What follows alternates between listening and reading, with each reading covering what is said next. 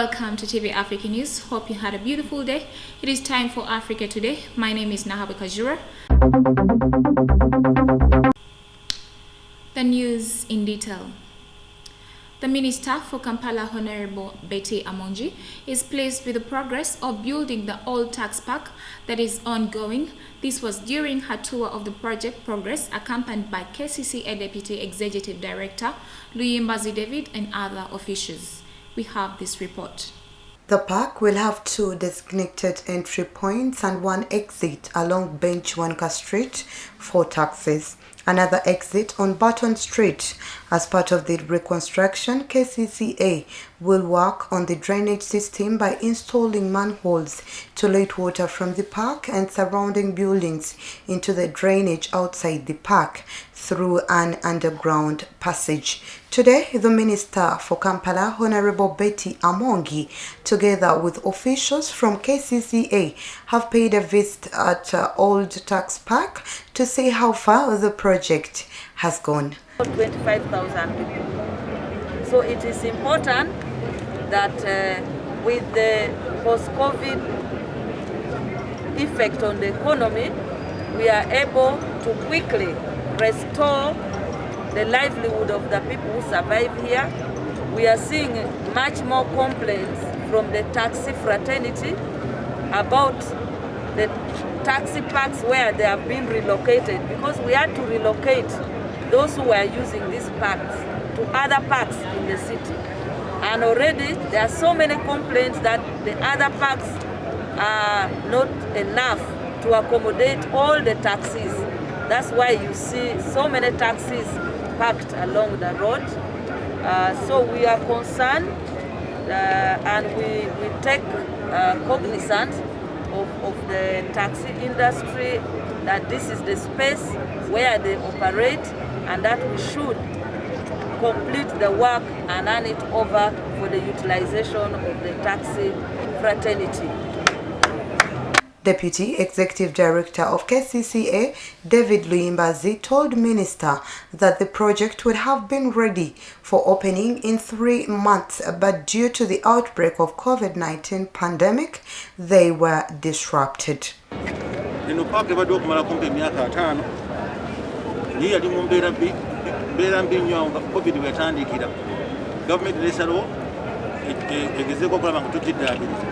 Netwasanga ng'embeera ya wansi nga ettaka waliyo omusenyu n'ebbumba lingi nnyo nga lirimu amazzi mangi. Netumala obudde bungi nnyo nga tugezaako okulaba nga tuteekawo embeera ettaka niribeera nga bulimu bulungi okusobola okuwanirira emmotoka ezigenda okutambuliramu. Ebisinza okulwisaawo okumaliriza paaka eno, ne minisita yeeyamye nti by March paaka eno emirimu gya paaka n'okumaakinga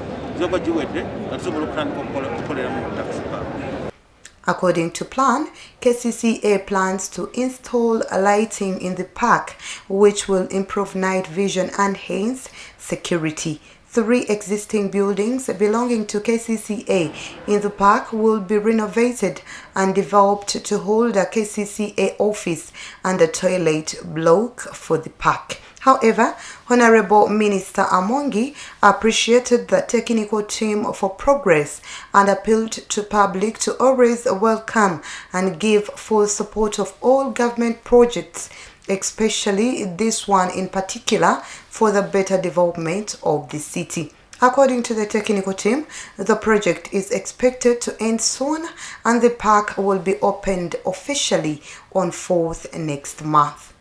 Ddala twebaza omukulembeze w'eggwanga His Excellency Yoweri Kaguta Museveni yatuukiriza ekisuubizo kye mu mbeera yonna gye twalimu wano, n'akkiriza otugulira ettaka lino lyonna nga bwe lyali, enkaayana z'abagagga abaalimu ne bakkiriza ne babasasula, abanaku abatakisi n'abasuubuzi n'abantu abalala tulibeeremu. So twagala okwebaza Oweekitiibwa His Excellency n'okwebaza bannayuganda abamukomezaawo, waffe tubadde tukyakola ki, tukyalina ebbanja. Twagala okwebaza Oweekitiibwa Minisita n'ekitongole kya KCCA nti beeyama okutukolera paaka, maama mugikoze paaka. Twagala kubeebaza abatakisi abali wano, tetugwana mu engalo. The Minister of State for Gender and Culture, Honorable Mutuzo Peace Regis, has told the public that government is planning to make a state send-off for the Inkubania Wabagwere, who passed on last week. Minister also confirmed that the former chief died of COVID-19. Let's have this story. Things that the successor will have to see through. Government through the Ministry of Gender and Social Development is making the arrangements to uphold the deceased leader an official send-off as per public services such as standing instruction free. The burial is scheduled to take place on the 20th February 2021 at the Kakelu village, Kakelu parish in Tukuku district. Welcome back from the break. Now, Kenya is again under siege by a swarm of desert locusts that are threatening farmers' crops and pastures. The UN Food and Agriculture Organization says locusts are swarming across several countries in the region and 3.5 million people could be impacted by May. Now, Africa's oldest conflict may finally end after the Senegalese army made several operations against the army in the region of Casamance. Thousands have died since the Casamance movement of democratic forces began its fight for independence in 1982. The poor region had returned to an uneasy calm in recent years, but Senegal, supported by neighboring Guinea-Bissau, suddenly launched an offensive on January 26th, claiming the capture of several bases and forcing the rebels to fall back. Several worried local residents told the press that they welcomed the development. The conflict has rumbled on at a low level for several years with occasional flare-ups. In 2018, 14 young men were slaughtered in execution-style killings north of the regional capital, Ziguinchor. Senegal's army says the latest operation aimed at stopping alleged rebel exactions on civilians and helping displaced people return home. Another aim is to curb the illegal cannabis and timber trade, which Casamance separatists are thought to control. Troops captured several simple tin and wood shelters from the rebels under the huge trees, which they said had served as bases. Army officers led media, including AFP, on a tour of the captured bases and displayed dilapidated items they had captured, including mortars, rusty rifles, and kitchen utensils. An expert in Casamance politics who requested anonymity because of the sensitivity of the issue said that the separatists had been badly outgunned. And in our business news today, Uganda Airlines made revenue worth 40 billion shillings from the time it started operations to end of December 2020. This is unveiled by Cornwell Moleya, the Chief Executive Officer of the company. Let's have more of the story. According to Moleya, the airline carried 77,355 passengers between August 2019 and June 2020, registering a shortfall of 10% from its target of 85,760 passengers. This also meant that the predicted income of shillings 31.5 billion was not attained, and instead the airline generated shillings 25.2 billion. However, the airline made an additional shillings 14.8 billion from 26,394 passengers at the end of December 2020. The average passenger load factor for the initial period was at 35%, but later increased to 47% as the industry struggled to cope with the effects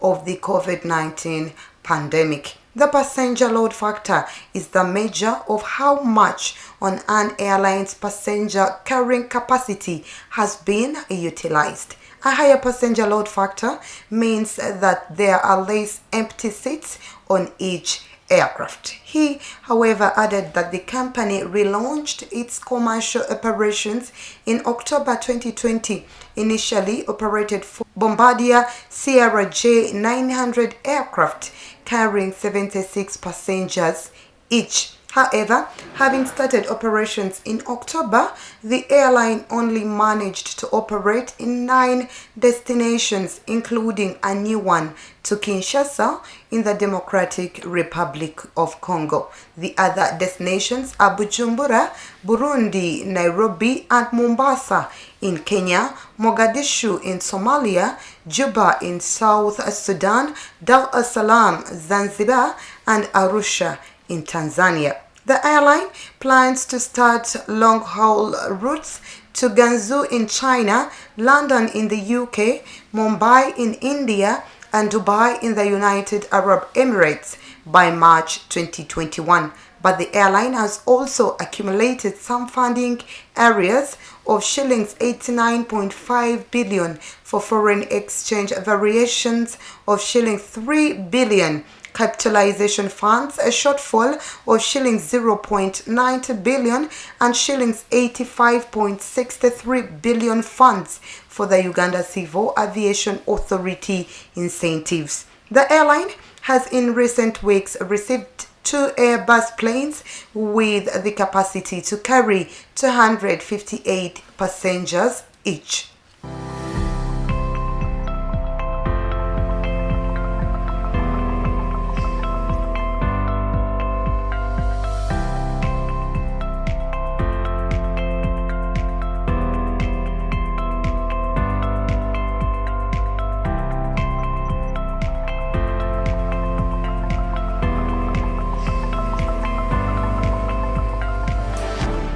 Now, in our health news today, South African President Cyril Ramaphosa adds support for his government's effort to deal with COVID-19 pandemic as government struggles to implement a vaccination program and an economic recovery plan. This was in his state address to Parliament on the current status of the nation. Let's have more of this story. South Africa this week halted the use of the Oxford AstraZeneca vaccine to start inoculating frontline healthcare workers after it was found to be minimally effective in preventing mild to moderate cases of the disease caused by the variant dominant in this country. The 1-dose Johnson & Johnson vaccine will be given to health workers to launch South Africa's drive to vaccinate 67% of its population of 60 million this year. The rollout of the vaccines is expected to start next week pending approval from the country's South African Health Products Regulatory Authority. Ramaphosa said that more deliveries would be made over the next 4 weeks, reaching a total of 500,000 Johnson & Johnson vaccines. The pandemic has taken a toll on South Africa's economy, with approximately 2 million jobs lost since the virus outbreak began last year, and the country's economy is forecast to decline by more than 7.2% this year. South Africa's unemployment rate is now at 30.8%, increasing the number of people reliant on government welfare grants that are already supporting more than 16 million of the country's poorest. Despite the economic difficulties, South Africa has received investment pledges of $53 billion since he came to power in 2019. We have secured 9 million doses of Johnson & Johnson vaccine. The first batch of some 80,000 doses will arrive in the country next week. Further consignments will arrive over the next 4 weeks, totaling 500,000 Johnson & Johnson vaccines. The health and safety of our people remains our paramount concern. All medication imported in South Africa are monitored, they are evaluated, they are investigated and inspected and registered by the South African Health Products Regulatory. And in our sports news today, Kaizer Chiefs may be the most successful and best supported team in South Africa, and they are yet to make a continental competition. We have this report. Kaizer Chiefs were the first club from post-apartheid South Africa to participate in the old-style African Champions Cup in 1993 but this season marks the club's first appearance in the group phase of the reformatted tournament. Previous efforts in the Champions League in 2005, 2014, 2015 and 2016 all saw Chiefs eliminated in the early knockout rounds.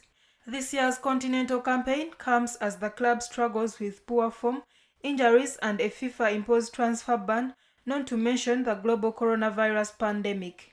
COVID-19 means they are going to have to wait to start their group campaign after their opening game in Morocco against Wydad Casablanca planned for Saturday was postponed.